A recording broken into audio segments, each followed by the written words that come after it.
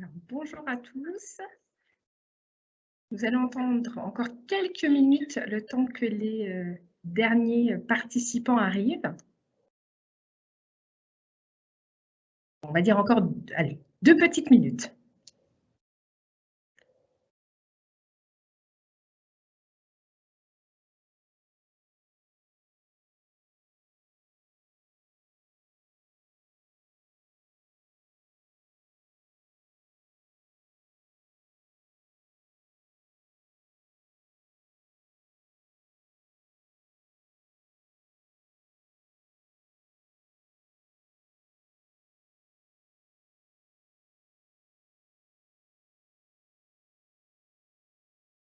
C'est bien aussi, c'est un petit peu. Alors, encore quelques petites minutes. Allez, une petite minute. Je vois encore voilà, des participants qui se connectent. Et puis, on va pouvoir démarrer.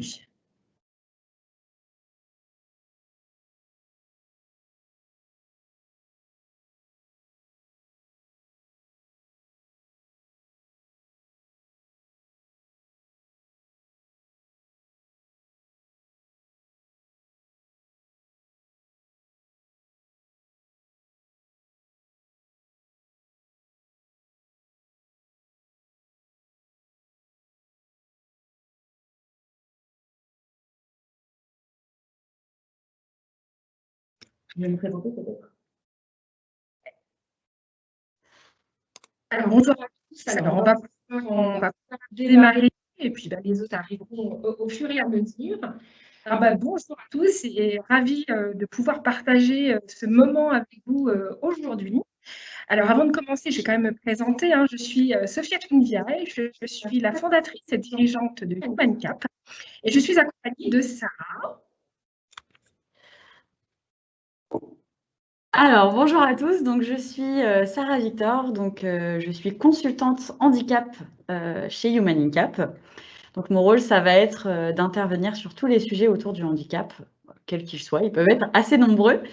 Et aujourd'hui, je suis là aussi en partie avec Sophia Tout pour répondre à vos questions donc, concernant ces sujets du handicap que vous pouvez vous poser en tant que référent handicap en CFA. Alors, pour effectivement cette thématique d'aujourd'hui, la question du référent handicap en CFA, c'est un sujet qui est récent, puis à la fois qui ne l'est pas vraiment. Donc l'objectif, effectivement, est de partager avec vous un certain nombre d'informations, un certain nombre d'outils qui peuvent vous aider à mettre en œuvre cette mission. Alors, peut-être déjà avant de commencer, sachez que vous avez donc la possibilité d'activer les sous-titres sur vos outils. Donc, n'hésitez pas, pour ceux qui en ont besoin, d'activer les sous-titres. Vous pouvez effectivement également poser vos questions et d'ailleurs, allez-y, posez vos questions au fur et à mesure qu'elles arrivent et on prendra de toute façon un temps de questions-réponses de 30 minutes après la présentation pour essayer d'y répondre le plus précisément possible. Alors, juste en quelques mots et très rapide, Human Cap, qui on est? Human Cap, on est donc une entreprise adaptée. Nous sommes spécialisés effectivement dans le conseil, l'externalisation RH et les politiques handicap. Dans le cadre des CFA, en fait, nous accompagnons donc les établissements, les structures, les CFA, à structurer leur politique handicap et notamment leur politique d'intégration des étudiants en situation de handicap. Nous nouons également des partenariats avec ces établissements, avec ces écoles, en vue de placer donc vos étudiants en situation de handicap auprès de nos entreprises partenaires. Donc, que ce soit dans le cadre de contrats d'alternance, donc contrats d'apprentissage, contrats de professionnalisation, ou encore dans le cadre de stages, mais également pour les jeunes diplômés, c'est le placement pour leur premier emploi. Alors maintenant, on va aborder le vif du sujet, la question du référent en CFA et ce que nous, on a appelé un petit peu la trousse de secours. Alors, avant d'aller dans ce sujet, on va dire, très complet, on vous propose de le faire un petit peu en 3 temps. Un premier temps, on va juste faire un rapide rappel du cadre légal, parce que ça permet, ce cadre légal, de structurer la mission. Ensuite, on va parler des missions en tant que telles et les outils que vous avez à votre disposition. Alors, sachant, quand on parle d'handicap, de quoi parle-t-on? Alors, il y a une définition légale qui est là, que vous connaissez sans doute tous, hein, qui est issue de la loi de 2005, qui nous dit que quand on parle de handicap, ça constitue au sens de la loi toute limitation d'activité ou restriction de participation à la vie en société subie dans son environnement par une personne en raison d'une altération substantielle, durable ou définitive d'une ou plusieurs fonctions physiques, sensorielles, mentales, cognitives ou psychiques, d'un polyhandicap ou d'un trouble de santé invalidant. Alors, on voit effectivement au travers de cette définition que le handicap peut regrouper un certain nombre de situations et un certain nombre de pathologies auxquelles peuvent être confrontés vos étudiants. Maintenant, la question effectivement de ce cadre légal, le cadre légal a évolué et il a évolué notamment en janvier 2019 sur la question des CFA notamment, avec un certain nombre de mesures qui ont été mises en œuvre. La première mesure, c'est la mise en place d'un référent handicap dans 100% des CFA. Donc, il s'agit donc d'une obligation légale, donc les établissements sont tenus d'avoir un référent handicap dans leur CFA. On y reviendra sur la mission et l'organisation. Deuxième mesure, c'est la mise en accessibilité universelle des CFA. Ça veut dire quoi? Ça veut dire qu'aujourd'hui, dans tous les CFA, vous devez pouvoir garantir l'accessibilité de vos étudiants en situation de handicap. Et quand on parle d'accessibilité, on va dire physique, du bâti, des bâtiments, mais c'est aussi une accessibilité d'ordre pédagogique. C'est-à-dire que vous devez garantir que vos étudiants soient à même de suivre les cours, de suivre une scolarité normale avec des outils du coup adaptés à leur situation. Sachez dans ce cadre-là qu'il y a un référentiel d'accessibilité qui a été mis en œuvre qui vous permet effectivement pour chaque item, sur chaque action que vous pouvez mener, de savoir si vous êtes ou pas aux normes et auquel cas mettre en œuvre les mesures qui vont bien. Troisième mesure, c'est la majoration des niveaux de prise en charge des contrats d'apprentissage des personnes en situation de handicap. Effectivement, dans le cadre des prises en charge, il y a donc, comme on le dit très bien, il y a une majoration. Ce qui fait qu'effectivement, pour un étudiant en situation de handicap, il y a des aides qui sont effectivement mobilisables, des montants, des fonds complémentaires qui sont accordés dans le but effectivement de faciliter l'intégration. Car on sait que pour ces personnes, il y a à un moment donné une adaptation qui doit se faire, que ce soit effectivement dans l'organisation pédagogique, dans le suivi, ce qui explique effectivement cette majoration de prise en charge. La quatrième mesure, c'est l'accompagnement des personnes et des employeurs par l'AGFIP et le FIP-HFP. Donc là, effectivement, vos apprentis, lorsqu'ils vont aller en entreprise, ils vont pouvoir bénéficier d'un certain nombre de mesures, que ce soit côté employeur directement, donc l'employeur peut percevoir des aides de l'AGFIP notamment, mais également l'étudiant en tant que tel peut demander à avoir un certain nombre d'aides pour lui garantir la continuité pédagogique. C'est l'achat par exemple de matériel, d'une aide humaine, etc. Mais on en reparlera tout à l'heure. Et enfin, la cinquième mesure, c'est une offre d'intervention qui est commune pour l'AGFIP et les FIP-HFP dans le but effectivement de vous informer, de vous former et d'animer donc les référents d'apprentissage des CFA. Et là, pour le coup, c'est une source qui est extrêmement importante et non négligeable et sur lesquelles on vous invite à aller. C'est que l'AGFIP a mis en œuvre un certain nombre d'aides, de dispositifs, d'outils qui peuvent vous permettre effectivement de vous aider à animer votre fonction. Alors, d'une manière générale, pour garantir la réussite de cette mission, il y a un certain nombre de conditions de réussite qui sont nécessaires, au-delà de l'aspect légal, au-delà des aspects mission qu'on va revoir tout à l'heure. Première condition de réussite, c'est un engagement de la direction, donc de la direction de l'école.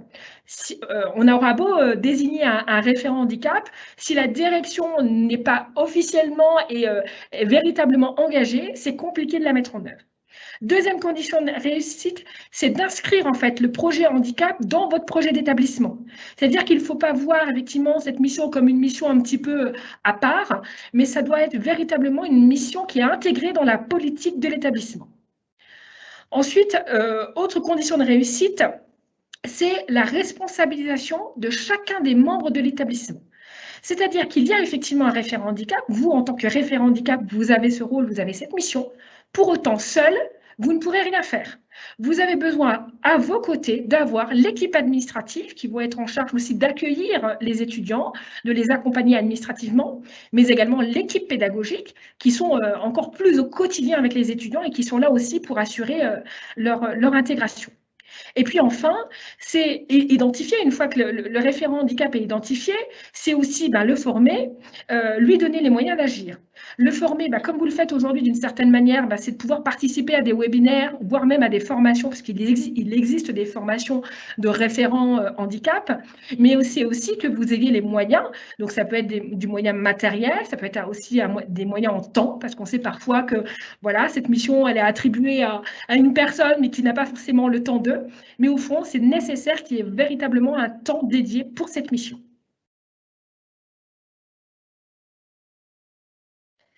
Alors, le référent handicap, qui c'est? De quoi parle-t-on quand on parle de référent handicap en CFA? En fait, le référent handicap, il est l'interlocuteur privilégié des apprentis, des étudiants en situation de handicap qui rencontrent effectivement des difficultés de formation, d'insertion professionnelle, de transport et de vie au quotidien. Alors, ça ne veut pas dire qu'il faut attendre que l'étudiant ait un problème pour s'occuper de lui. Non, évidemment, il faut être un référent et justement l'accompagner dès le début pour éviter effectivement que cet étudiant rentre en difficulté.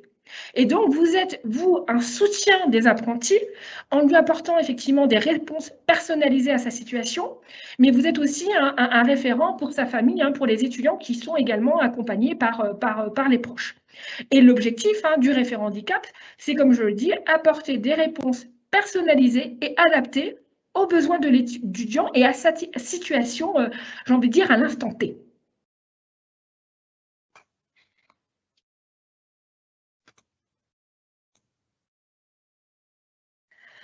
Alors, c'est vrai que l'émission, on y reviendra un petit peu plus dans le détail sur chacun des points que l'on évoque ensemble, mais le référent handicap, on va dire, a quatre gros pôles d'activité. Premier pôle d'activité, il va favoriser l'intégration des étudiants. Donc, quand on parle effectivement de favoriser l'intégration, c'est-à-dire dès le processus d'intégration, donc dès l'accueil. Quand on parle d'accueil, ça va être même déjà lors de l'entretien, et Sarah vous en parlera tout à l'heure.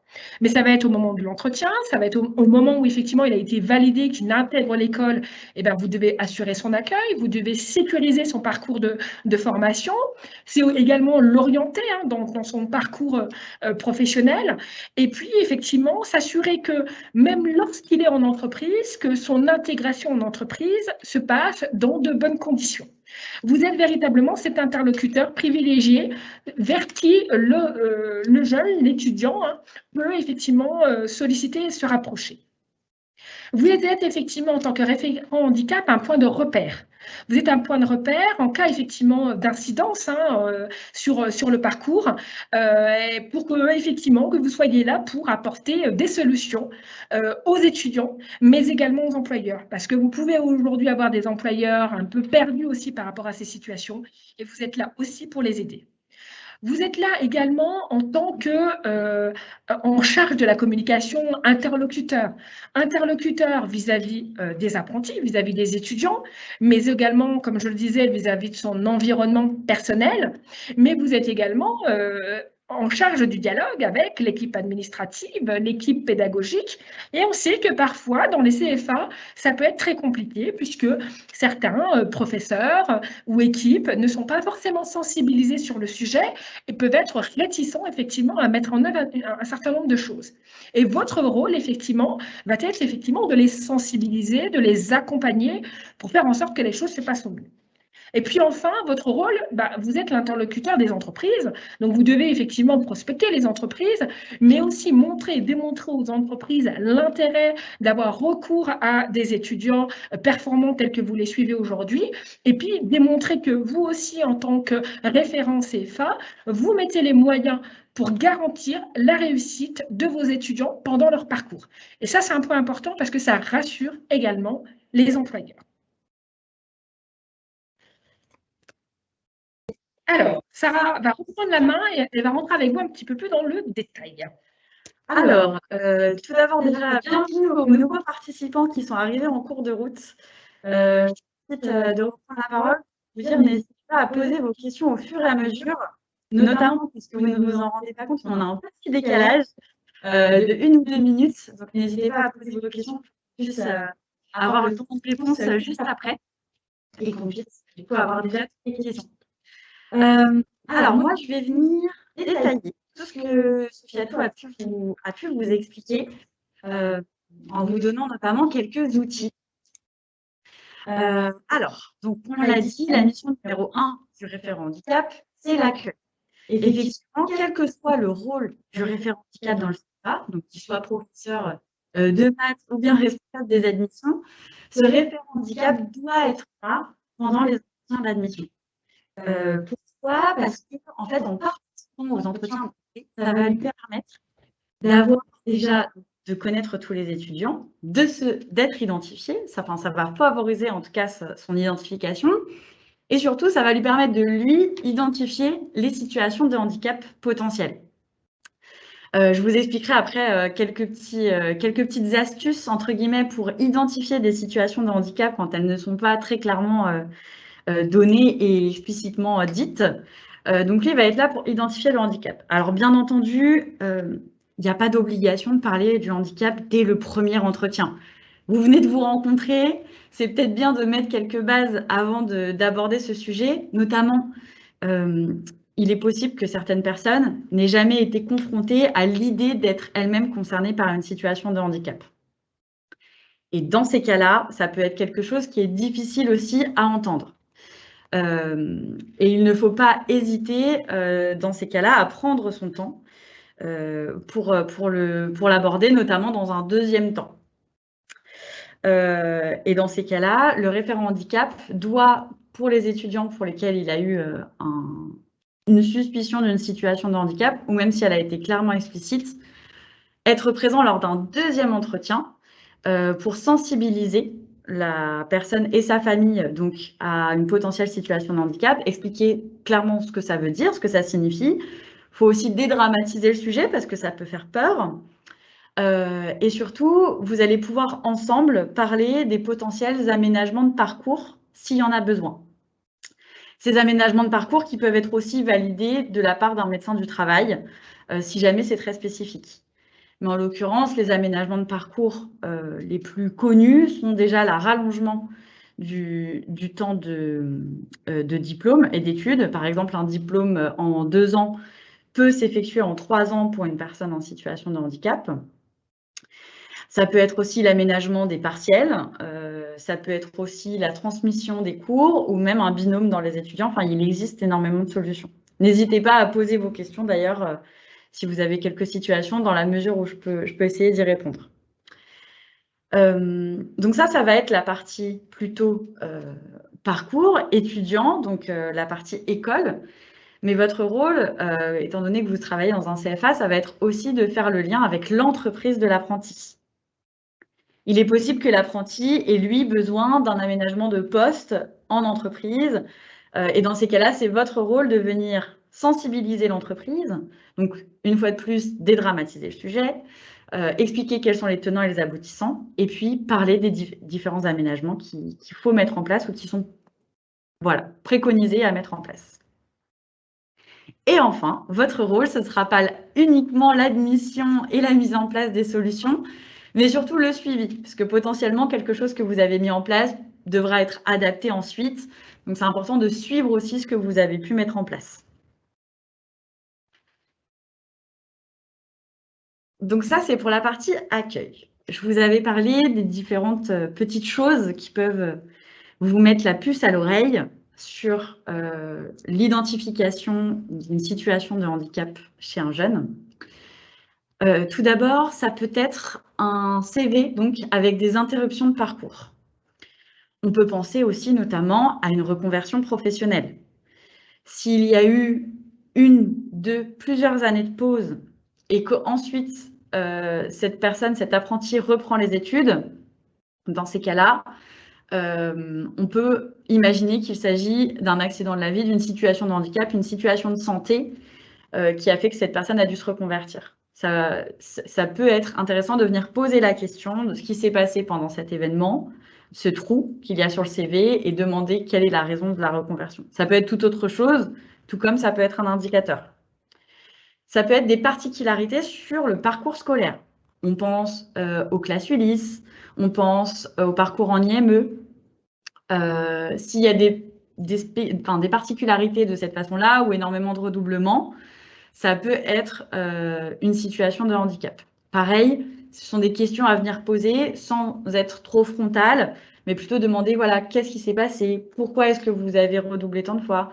Quelles sont les raisons pour lesquelles vous avez été dans tel ou tel type de classe, d'établissement?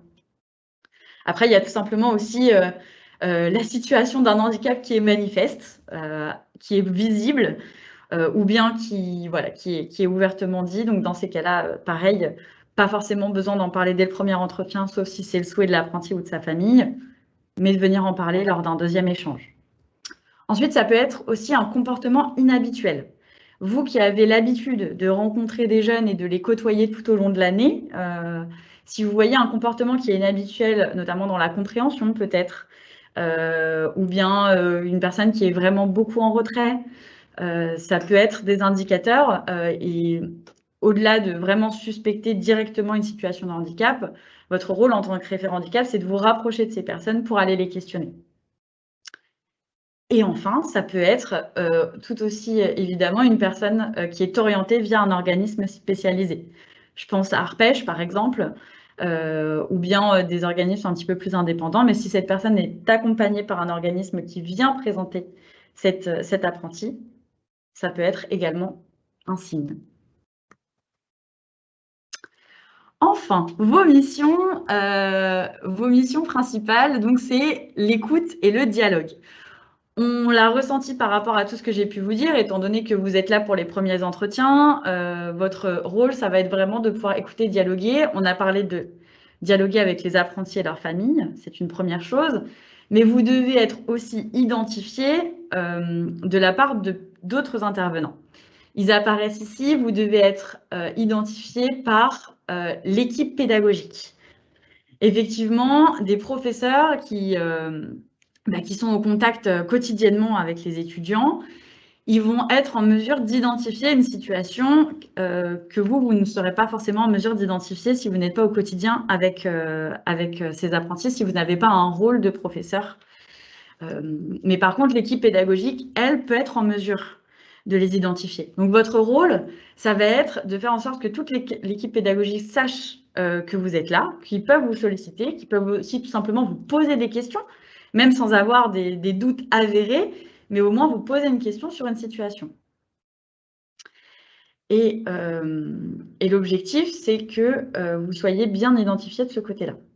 Que vous soyez aussi bien identifié par l'équipe administrative, qui peut être moins en contact avec les étudiants, mais qui peut, elle aussi, avoir connaissance d'une situation de handicap, notamment si, par exemple, un apprenti transmet sa RQTH au service administratif et pas forcément à l'équipe pédagogique. Et là, une fois de plus, il faut que l'équipe administrative vous ait bien identifié pour venir se rapprocher de vous.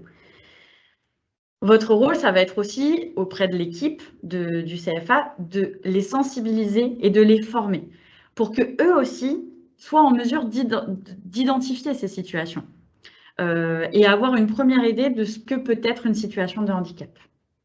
Et enfin, on en parlait tout à l'heure avec Sofiatou, votre rôle est de prospecter et d'être identifié auprès des partenaires externes du CFA. Puisque, je prends l'exemple de HumanCap, nous recrutons assez régulièrement donc, des alternants pour nos clients. Et étant donné que nous recrutons principalement des apprentis en situation de handicap, et pas que, mais on peut être amené à chercher un référent handicap en CFA pour être sûr que, voilà, on se mette d'accord sur l'environnement de travail, sur le parcours scolaire.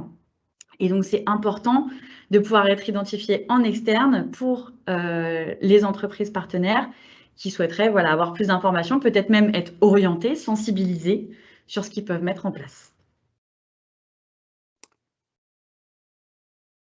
Excusez-moi, je suis un peu perdue avec toutes ces souris. Alors, enfin, donc, une autre partie du référent handicap, toujours l'écoute, le dialogue, s'ensuit la communication. Alors, ça va être la communication à la fois externe et à la fois interne. Donc, la communication externe, ça va être, on en parlait auprès des entreprises partenaires, auprès des futurs apprentis et familles, donc notamment on pense à des salons étudiants, des événements portes ouvertes, ce genre de choses, où vous pouvez être en relation à la fois avec des entreprises partenaires, mais aussi avec les futurs apprentis. Et ça peut être d'autres événements. Alors, c'est vrai que sur ces 2 dernières années, sur l'année 2020 et 2021, ça a été moins d'actualité. Cependant, lors de la Semaine européenne de l'emploi des personnes en situation de handicap, il y a énormément d'événements, de salons, de rencontres, de sensibilisation qui ont lieu à travers la France. Et donc, ça peut être l'opportunité de vous faire connaître, d'être visible auprès de tous ces acteurs externes. Et également, la grande nouveauté de cette année 2021, l'alternance par Dioday, qui est du coup maintenant un outil pour les référents handicap en CFA. Donc, pour ceux qui sont familiers avec le Dioday, c'est le principe d'accueillir en binôme une personne en situation de handicap, donc ici un futur apprenti en situation de handicap, en binôme avec un travailleur de votre entreprise, pour lui faire découvrir son métier et pour aussi que l'alternant puisse, l'alternant futur apprenti, soit là pour vous montrer de quoi il est capable, venir poser ses questions et vous convaincre aussi de pouvoir l'accueillir dans votre entreprise. Ça, c'est pour la communication externe. Et pour la communication interne, on en parlait tout à l'heure, c'est quelque chose d'important pour être identifié auprès de toutes les équipes. Et surtout, ça va vous permettre de les sensibiliser. Vous allez leur apprendre à comment s'adapter à une situation de handicap, comment les sensibiliser, leur expliquer toutes les situations. Enfin, adapter aussi le parcours des étudiants, expliquer que voilà, dans une situation, on peut adapter le parcours et ça peut aussi délier les langues, entre guillemets, des personnes qui sont concernées pour qu'ils puissent venir demander de l'aide. Et enfin, le dernier outil, qui est un outil très intéressant, qui est proposé par la GFIP depuis quelques mois, qui est l'ActiveBox. L'ActiveBox, c'est un outil que vous pouvez solliciter auprès de votre conseiller à GFIP et qui vous permet d'avoir clé en main des communications que vous pouvez diffuser au sein de votre entreprise, donc ici de votre école. Ce sont des communications donc, qui sont déjà mises en page, que vous pouvez imprimer ou bien diffuser sur des sensibilisations à différents types de handicap. Donc, il y a un planning sur l'année et ensuite, chaque mois, vous recevez votre communication que vous pouvez ensuite diffuser. C'est notamment très utile pour des personnes qui n'ont pas forcément une forte appétence sur cette partie communication. Et bien, dans ces cas-là, vous avez déjà un outil qui est clé en main. Donc ça, c'est très intéressant. Et qui fait partie, je vous spoil un petit peu, mais de notre fameuse trousse de secours. C'est un des outils, par exemple, qui peut être utilisé par le référent handicap en CFA. Donc, pour résumer, donc, les actions du référent handicap, dans un premier temps, ça va être de déterminer et construire un plan d'action. Donc, pour cela, avoir un premier état des lieux et définir les objectifs. Dans la trousse de secours qu'on pourra vous envoyer à l'issue du webinaire, il y a également un outil qui vous permet de faire un état des lieux sur votre politique handicap. À partir de ce plan d'action et ces objectifs, vous allez pouvoir définir des outils, des indicateurs qui vont vous permettre de structurer et piloter l'activité. On parlait tout à l'heure du suivi des apprentis. Et bien effectivement, ce suivi doit être à la fois donc qualitatif en ayant des entretiens avec ces apprentis et leurs familles et potentiellement même les entreprises. Mais ça va être aussi de définir le suivi des indicateurs donc un peu plus chiffrés, donc un peu plus quantitatifs. Enfin, votre rôle, c'est de fédérer les acteurs. Vous êtes le référent handicap de votre CFA, donc votre rôle, ça va être de fédérer sur ce sujet, de le dédramatiser et de faire en sorte que tout le monde adhère et tout le monde puisse, on délie les langues et on brise les tabous finalement. Ça, c'est votre rôle. Ça viendra au fur et à mesure, bien entendu, hein, ça se fait pas en un jour, mais voilà, potentiellement venir au fur et à mesure fédérer tout le monde. Et enfin, votre rôle, et c'est je pense aujourd'hui la raison pour laquelle vous êtes ici aussi, donc félicitations, c'est de faire de la veille. C'est important que vous soyez à jour sur la réglementation, sur la DOTH, sur potentiellement les différentes aides qui existent, donc les aides que propose la GFIP, par exemple, à l'embauche des alternants en situation de handicap qui ont, par exemple, été majorés par des aides exceptionnelles pendant le Covid, c'est important d'être au courant puisque ça peut aussi être un levier auprès de vos entreprises partenaires. Et donc, en fait, dans votre CFA, vous êtes la personne identifiée comme étant le connaisseur du handicap. Et c'est-à-dire que toute personne qui a une question sur les aides, sur la législation, sur la réglementation, va venir vous voir. Donc, c'est un excellent levier que d'être déjà outillé et de connaître déjà tout ce qui existe et de pouvoir répondre directement à ces questions. Voilà, les différentes actions du référent handicap. Donc, on est resté assez général. Donc, n'hésitez pas à potentiellement venir nous poser vos questions pour qu'on rentre un petit peu plus dans le détail et qu'on vous apporte des solutions dans vos situations précises. Donc, n'hésitez pas à poser vos questions. On les publie ensuite et puis on y répond. Exactement. Alors, donc il y a quelques questions. Alors, j'arrête les micros. Il y a quelques questions qui sont arrivées, donc on va y répondre au fur et à mesure. N'hésitez pas, en tous les cas, à les poser. Et vous avez la possibilité de les mettre en anonyme, hein, donc aucun souci, cochez la coche anonyme si vous ne souhaitez pas forcément être spécifiquement identifié. Alors, une des premières questions donc, que nous avons reçues, c'est y a-t-il effectivement une limite d'âge dans le cadre, donc je suppose que c'est dans le cadre des contrats d'alternance, hein, est-ce qu'il y a une limite d'âge pour les personnes en situation de handicap? Donc la question c'est aucune limite d'âge pour les personnes en situation de handicap et effectivement il n'y a pas de limite d'âge.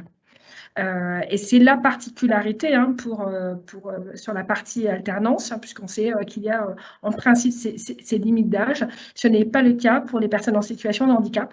Donc, vous pouvez tout à fait, au sein de vos écoles, avoir une personne de 44, 45, 50 ans, et c'est le cas, hein, les entreprises le font, notamment pour les personnes, par exemple, qui sont en reconversion professionnelle. Et vous n'avez aucun souci aujourd'hui, vous, pour les intégrer, et vous aurez de toute façon la possibilité de les placer en entreprise également, sans aucun souci. Notamment pour les contrats d'apprentissage qui, normalement, sont limités à 26 ans, il me semble. Les contrats d'apprentissage aussi sont concernés par l'ouverture de la limite d'âge. Exactement. Autre question, que faire si un enseignant refuse d'adapter un cours ou un partiel? Alors là, c'est la question effectivement que certains référents handicap peuvent avoir hein, au sein des écoles, c'est-à-dire que pour certains types de handicap, il y a nécessité hein, d'adapter le cours. Par exemple, le support, je dis n'importe quoi, mais un support PowerPoint peut ne pas être adapté, ou le contenu, le mode rédactionnel n'est pas adapté, ou l'examen doit avoir une adaptation particulière. Et pour le coup, c'est une charge hein, pour l'enseignant hein, de devoir mettre en œuvre cette action. Et donc, il peut y avoir une certaine réticence. Alors, sachez que dans ce cadre-là, ça fait partie de l'obligation légale. Hein. Malheureusement, même si cet enseignant aujourd'hui est réticent à mettre en œuvre les choses, il n'en reste pas moins que c'est une obligation légale qu'il doit mettre en œuvre. Ça fait partie effectivement de ce qu'on évoquait tout à l'heure, la question de l'accessibilité. Il faut savoir que cette question d'accessibilité ne date pas de 2019, mais même de 2005. Donc, il est important effectivement de le sensibiliser et quitte à effectivement aussi à donner les moyens à cet enseignant pour qu'il puisse mettre en œuvre cette accessibilité. Alors, il y avait une autre question, c'est comment devenir référent handicap? Alors, comment devenir référent handicap? Alors, clairement, aujourd'hui, il n'y a pas de règles. Alors, la réglementation a sorti, en fait, une fiche de poste du référent handicap, mais légalement, il n'y a pas de règles spécifiques. C'est-à-dire qu'il n'y a pas besoin d'avoir un diplôme spécifique, un savoir spécifique. L'idée étant qu'il est nommé, alors par souvent le directeur de l'école. Et ensuite, effectivement, une fois que cette personne est nommée, on doit lui donner, comme je le disais tout à l'heure, les moyens pour pouvoir mettre en œuvre ces actions. Et donc, l'inscrire effectivement à des formations, à des actions pour pouvoir lui donner l'acquisition nécessaire à mettre en œuvre cette fonction. Mais clairement, aujourd'hui, il n'y a pas de formation particulière pour devenir référent handicap en CFA. Maintenant, rien n'empêche, hein, bien entendu, un établissement d'inscrire la personne identifiée au sein d'une formation. Et dans ces cas-là, il y a des écoles. Je sais que sur Paris-Saclay, il y a une formation qui a été dictée pour devenir référent handicap. Il y a d'autres organismes de formation également qui le font. Donc, dans ces cas-là, oui, vous pouvez inscrire la personne pour pouvoir avoir ce qu'on appelle un diplôme universitaire de référent handicap. Mais en tous les cas, la loi ne l'impose pas. Ce qui va être de toute façon important, c'est de suivre en tous les cas des formations, alors que ce soit de façon très officielle dans une école ou des modules de formation très courts, ça peut être une journée, 2 journées sur telle thématique, puis une autre thématique, qui vous permettront d'avoir une acquisition régulière sur ces actions. Et puis, il faut être aussi au clair sur le fait qu'il y a énormément aujourd'hui d'outils, et on vous les fera apparaître dans la trousse, justement. Il existe des outils qui ont été mis en œuvre par l'AGFIP notamment, qui donnent effectivement des trames, des courriers types, des actions, des vidéos qui vous expliquent effectivement votre rôle de référent handicap. Donc déjà, rien qu'avec ça, ça peut déjà vous donner une très bonne approche de votre mission. Alors, il y a une personne anonyme qui a mentionné le DU référent handicap à l'UPEC qui donne des outils intéressants. Alors, pour venir répondre à cette affirmation, alors oui, tout à fait, il y a le DU effectivement qui est proposé à l'UPEC, qui est peut-être, alors je ne l'ai pas suivi, donc je ne pourrais pas, mais il me semble qu'il est plus orienté entreprise que CFA. Et les besoins peuvent être peut-être un petit peu différents sur certains points. Il n'y a pas de formation CFA particulièrement. Ensuite, une autre question, c'est que faire si le référent handicap d'un établissement en CFA ne réagit pas aux besoins? Donc, le référent handicap ne réagit pas. Voilà. Donc, c'est le référent handicap qui ne réagit pas. Exactement. Alors, disons que là, effectivement, si le référent handicap ne réagit pas, à un moment donné, il ne reste pas moins que ce référent handicap a aussi une hiérarchie. À un moment donné, donc très probablement qu'il va falloir monter un cran au-dessus. Alors c'est vrai qu'un référent handicap qui ne réagit pas au sein d'une école, c'est quand même surprenant. Alors on le disait encore une fois tout à l'heure, peut-être que ce dernier n'a pas les moyens ou a peut-être la méconnaissance de ce qu'il est censé faire. Donc effectivement, dans ces cas-là, alors là, la question serait peut-être plutôt à un étudiant, c'est voir hein, effectivement peut-être le directeur, une personne du service administratif qui pourrait éventuellement réagir. Et puis si l'étudiant est au sein d'une entreprise, j'invite l'étudiant à en faire part à son référent handicap au sein de son entreprise. Alors, donc, soit c'est un référent handicap dans une entreprise de plus de 250 salariés, soit c'est son tuteur hein, en entreprise qui se chargera ensuite d'aller faire le lien avec l'école. Est-ce qu'il y a des contre-indications ou est-ce que tout le monde peut être référent? Alors, aujourd'hui, il n'y a pas de contre-indication, il n'y a pas de contre-indication légale. C'est-à-dire qu'aujourd'hui, tout le monde peut être référent. Ce qu'il faut quand même, c'est avoir vraiment une appétence pour ça. C'est-à-dire que nommer une personne référent handicap par contrainte, c'est pas une bonne chose. Parce que clairement, comme tout à chacun, hein, on n'aime pas faire les choses par contrainte. Donc, clairement, à partir du moment où la personne a envie de faire la mission, point numéro 1, et puis qu'elle a effectivement cette appétence aussi, hein, parce qu'il il faut avoir envie de prendre le temps, parce que ça demande du temps, de l'accompagnement, une sensibilité aussi. Si cette personne-là a ce profil-là, oui, elle peut être référente handicap, oui. Mais il n'y a pas de règles spécifiques. Ensuite, on a une autre question, donc c'est que pour les gens qui ont, par exemple, une quarantaine d'années, est-ce qu'il existe des filières spécifiques ou est-ce qu'ils peuvent aller dans des CFA lambda, entre guillemets, ouverts à tous? Alors non, effectivement, il n'y a pas de règles spécifiques, il n'y a pas de CFA spécifique. Hein. C'est-à-dire qu'à partir du moment où l'établissement propose une formation, et que cette formation est ouverte dans le cadre d'un contrat d'apprentissage ou un contrat de professionnalisation, eh ben, la personne va intégrer le processus comme n'importe quel étudiant. C'est-à-dire que si aujourd'hui, il existe des critères d'intégration qui précisent que une personne qui doit intégrer telle formation doit avoir tel niveau ou doit avoir telle connaissance ou éventuellement elle doit passer un test d'intégration, comme pour les autres étudiants, vous lui faites passer le processus de recrutement classique, mais son âge ne lui fait pas intégrer un autre process. Elle rentre dans le processus comme tout à chacun, mais effectivement, son statut de personne en situation de handicap lui donne l'accès à n'importe quelle formation, quel que soit son âge. Maintenant, les prérequis restent prérequis, bien entendu. Si vous avez des prérequis au sein de l'école, ils sont maintenus. Il y a d'ailleurs Benoît qui nous spécifie que parfois le référent handicap est désigné alors qu'il n'a rien demandé. Alors effectivement, Benoît, je vous rejoins. C'est une situation que l'on voit beaucoup en fait dans les écoles, mais d'ailleurs également aussi dans les entreprises. Il y a souvent une désignation parce qu'on se dit il faut quelqu'un, voilà, ça sera toi et puis tu fais avec.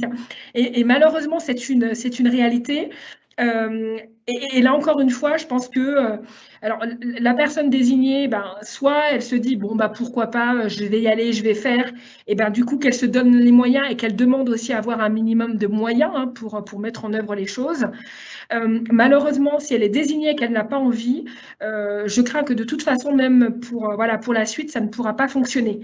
Et je pense que ce qui est important aussi, c'est de sensibiliser aussi les dirigeants des CFA sur le fait que ces dirigeants ont une responsabilité. Donc, à partir du moment où ils désignent quelqu'un qui n'a pas envie de le faire, si les choses se passent mal, que l'intégration se passe mal, que les obligations légales qui doivent être mises en œuvre ne sont pas faites, c'est lui qui en prend la responsabilité. Et dans ces cas-là, en général, ils ont tendance aussi à entendre un petit peu les choses et faire évoluer un petit peu les choses. Mais je vous rejoins, Benoît, il y a encore ces situations-là. On a une question. L'avis du médecin est-il obligatoire pour mettre en place les aménagements? Alors, l'avis du médecin. C'est vrai que quand on est alternant, forcément, on va effectivement aller voir notamment le médecin du travail et dans des cas spécifiques, le médecin traitant, mais il y a des règles très spécifiques dans ce cadre-là, pour effectivement mettre en œuvre les aménagements. Mais en fait, tout va dépendre, en fait, au fond, de la maîtrise ou pas des besoins d'aménagement. C'est-à-dire qu'un étudiant qui sait parfaitement quels sont ses besoins. J'ai besoin d'un fauteuil ergonomique, j'ai besoin de tel logiciel, et j'ai besoin d'un script, etc., etc. Les besoins sont identifiés, ils correspondent effectivement à la situation. Dans ce cas-là, il n'y a pas nécessairement besoin de faire appel au médecin du travail avant de mettre en œuvre les aménagements nécessaires.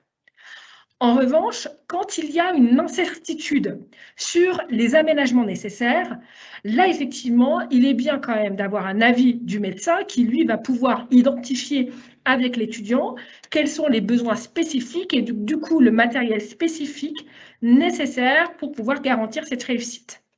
Vous avez des étudiants qui aujourd'hui connaissent parfaitement leur situation et qui connaissent parfaitement leurs besoins. Et dans ces cas-là, le référent CFA peut tout à fait mettre en œuvre les actions sans avoir besoin d'attendre que le jeune arrive en entreprise et qu'il voit le médecin du travail. Vous voyez ce que je veux dire? Donc, l'idée est vraiment de jauger entre la maîtrise effectivement des besoins d'aménagement et la non-maîtrise. Après, le référent handicap n'est pas médecin. Et vous n'avez d'ailleurs pas à rentrer dans une situation d'évaluation médicale, ce n'est pas votre rôle. Donc, il est vrai que quand on arrive à une situation où vous vous dites moi, je ne sais pas, ou je ne sais pas à quel moment, effectivement, il faut y aller, à ce moment-là, il faut orienter vers le médecin du travail ou au moins vers un médecin traitant. Alors, est-ce que le CFA peut exiger un certificat d'aptitude pour les personnes en situation de handicap? Alors, un certificat d'aptitude à quoi? En fait, il faudrait effectivement peut-être préciser la question, parce qu'aujourd'hui, légalement en tous les cas, il n'y a pas lieu de demander un certificat d'aptitude. Comment jauger l'aptitude A? l'aptitude à un poste, ou en tout cas à une fonction même d'étudiant, c'est un médecin, effectivement, qui va valider l'aptitude A. Là, on est dans le cadre d'une école. Dans le cadre d'une école, la validité de l'aptitude, le CFA, en principe, ne peut pas le demander. C'est le médecin, lorsque l'étudiant, effectivement, va intégrer l'école et notamment une entreprise, qui va effectivement valider l'aptitude de l'étudiant à pouvoir prendre cette fonction d'alternant au sein de l'entreprise. Mais aujourd'hui, vous, rien ne vous autorise, en tous les cas, à refuser un étudiant si ce dernier ne vous donnait pas un certificat d'aptitude à être étudiant dans votre école. Après, derrière cette question, j'entends peut-être que dans cette école, il y a du matériel peut-être spécifique qui serait utilisé. Alors, il faudrait peut-être préciser un petit peu la question. Et là, je peux comprendre effectivement qu'il y ait peut-être des risques. Mais dans ces cas-là, on renvoie effectivement vers un médecin qui valide l'aptitude A. Mais en tous les cas, vous ne pouvez pas jauger au départ. Alors, n'hésitez pas à préciser la question. Hein, si je réponds à côté, n'hésitez pas à la préciser. Alors, on a une autre. Alors, ce n'est pas forcément une question, mais c'est en tout cas un témoignage, donc je pense d'un CFA en particulier. Donc, le certificat médical est obligatoire pour la mise en place des aménagements, en plus de la RQTH. Alors après, tout dépend aussi de la mesure de l'aménagement. Si votre aménagement sera de communiquer les cours, par exemple, et les différents supports en fin de classe, ça ne nécessite pas forcément un certificat médical. Par contre, effectivement, si on parle de rallonger le temps de formation d'une année, là, effectivement, il faut aussi une confirmation médicale, ne serait-ce que pour vous aussi, pour ne pas vous ajouter énormément de coûts supplémentaires par rapport à cet allongement de temps de formation.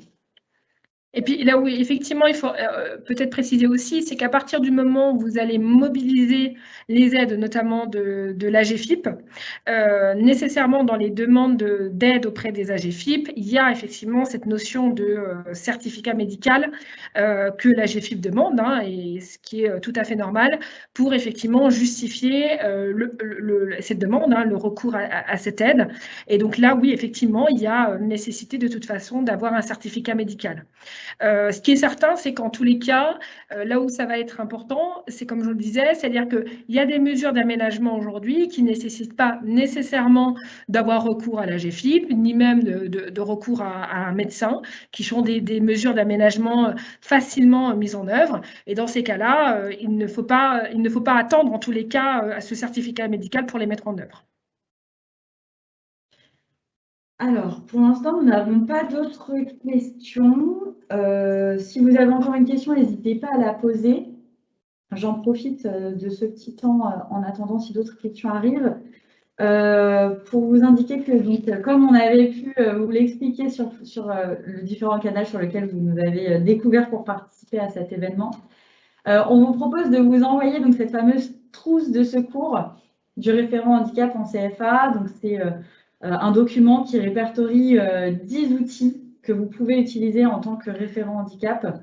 Parmi ces outils, on retrouve donc l'ActiveBox, dont je vous ai parlé tout à l'heure. On retrouve également donc, des outils d'autodiagnostic de la politique handicap, mais également comment identifier les acteurs qui peuvent nous aider, mais aussi la loi, la réglementation.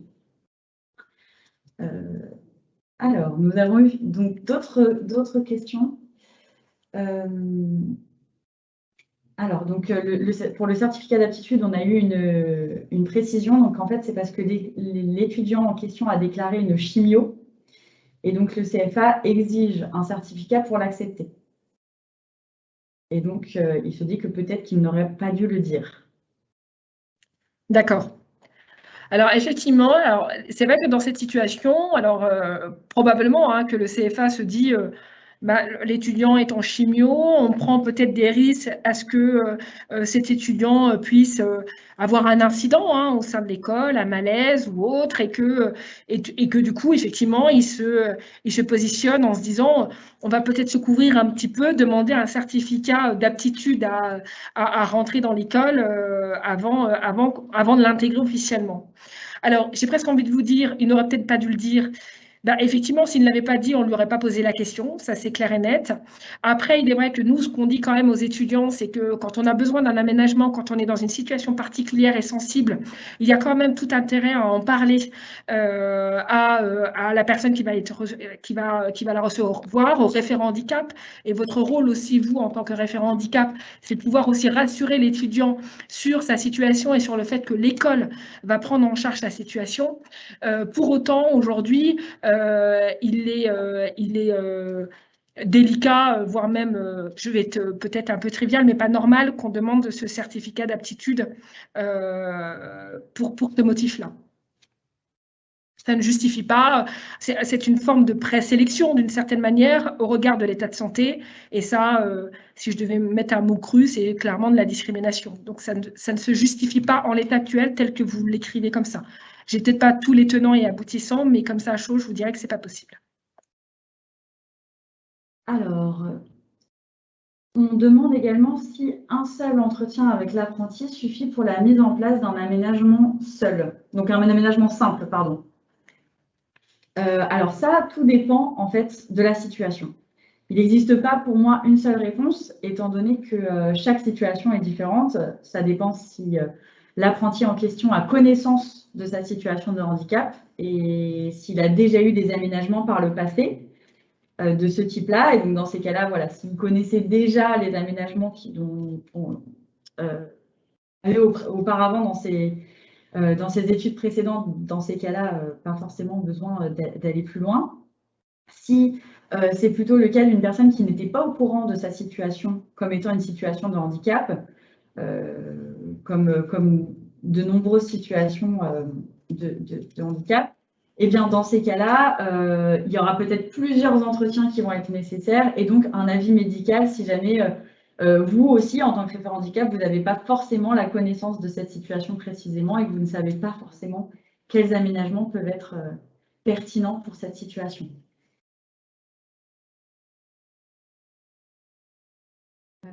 Alors, la personne nous précise que, de par son témoignage, la personne a été effectivement écartée. Oui, donc. Et c'est désolant. Oui, donc effectivement, oui. Voilà, et bien écoutez, j'ai l'impression que nous n'avons plus d'autres questions. Alors, comme le signifiait Benoît dans les questions, effectivement, pour ceux qui ne se sont pas inscrits au webinaire par le Forms, nous n'avons pas votre adresse mail et donc nous ne pouvons pas vous faire parvenir cette trousse de secours. N'hésitez pas à l'envoyer dans les questions privées. Nous ne publierons pas vos adresses mail, comme ça les autres participants n'auront pas accès à vos adresses mail personnelles ou professionnelles en l'occurrence. Mais n'hésitez pas à nous envoyer, donc je vous mets également notre adresse mail. Si jamais vous voulez donc recevoir votre trousse de secours, vous pouvez nous envoyer donc soit un mail sur contact@humanincap.com ou nous transmettre votre adresse ici dans les questions privées. Et également, donc Sophia Tout. Oui, et également, alors si vous souhaitez effectivement, puisque comme on le disait au tout début de cette présentation, nous on place les étudiants donc qui sont en situation de handicap des écoles, on les propose à nos entreprises partenaires. Donc si vous avez des étudiants qui n'ont pas encore trouvé d'entreprise, qui sont en recherche d'une alternance, n'hésitez pas également à nous transmettre les CV à recrutement@humancap.com et donc les équipes consultants se chargeront ensuite de prendre contact avec vos étudiants et nous les proposerons si toutefois effectivement ça correspond au profil de nos entreprises partenaires. À ce moment-là, elles seront proposées et bien entendu, on vous tiendra informé de la suite donnée à ce moment-là. Eh bien, merci à tous. Donc, on reçoit quelques adresses mail. On vous fera parvenir la trousse dans la journée, dans l'après-midi. N'hésitez pas, voilà, s'il y a d'autres questions qui vous viennent en tête. Et n'hésitez pas à parler aussi à vos entreprises partenaires. Nous organisons la semaine prochaine un webinaire à destination des référents handicap, cette fois-ci en entreprise. Donc, si jamais ça peut concerner vos entreprises partenaires dans le CFA, pour aider notamment à mieux accompagner les apprentis en situation de handicap, n'hésitez pas. En tout cas, merci à vous, merci pour votre participation active. Vous avez nos coordonnées, donc n'hésitez pas d'ailleurs si vous avez des situations un petit peu particulières aussi dans vos CFA sur lesquelles vous avez besoin d'un petit conseil. On sera ravis de pouvoir vous aider. Donc voilà, contact@humancap.com. N'hésitez pas à nous envoyer aussi voilà, vos petites questions ou situations un peu particulières où vous ne savez pas éventuellement comment vous positionner. Et puis, on vous souhaite bon courage dans vos missions, bonne continuation et puis au plaisir de vous revoir. Au revoir à tous, bon appétit. À très bientôt, au revoir.